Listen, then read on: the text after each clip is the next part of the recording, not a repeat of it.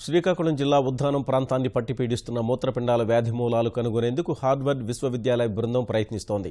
కవిటి మండలం బొరివంకలో కిడ్నీ బాధితులతో ముఖాముఖి నిర్వహించిన వైద్యుల బృందం రోగుల ఆహారపు అలవాట్లు, ఆరోగ్య స్థితిగతులు అడిగి తెలుసుకుంది.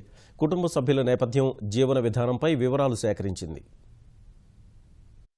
శ్రీకాకుళం జిల్లా ఉద్దానం ఎన్నో ఏళ్లుగా మూత్రపిండాల వ్యాధులకు కేంద్రంగా మారింది. ఈ ప్రాంతంలో ప్రతి ఇంటా కిడ్నీ వ్యాధిగ్రస్తులు ఉన్నారు. వ్యాధి మూలాలు కనుగొనేందుకు ఎంతో మంది ఎన్నో పరిశోధనలు చేశారు. ఇప్పటికీ వ్యాధికి సరైన కారణం తెలియలేదు.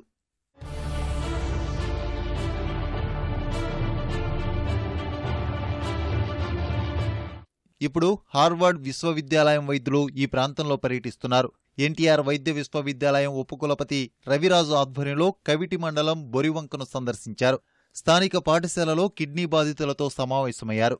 డయాలసిస్ నిర్వహణ గురించి అడిగి తెలుసుకున్నారు. వ్యాధి మూలాలు కనుగొనేందుకు పరిశోధన కేంద్రం ఏర్పాటుకు ప్రభుత్వ సహకారంతో ముందుకు వెళ్తామని చెప్పారు.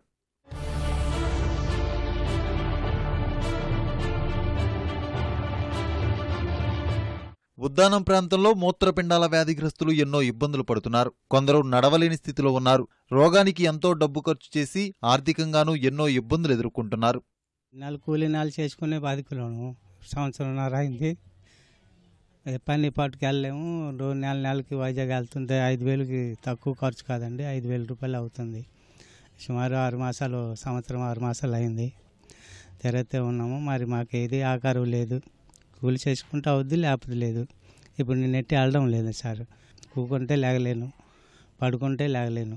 ఇలాంటి పరిస్థితుల్లో ఉన్నాను. 10 అడుగులు నడిచినా అలికి వచ్చేస్తుంది, ఆవేశం వచ్చేస్తుంది. ఇలాంటి పరిస్థితుల్లోనే ఉన్నాము. 4 పిల్లలు, కుటుంబం 4.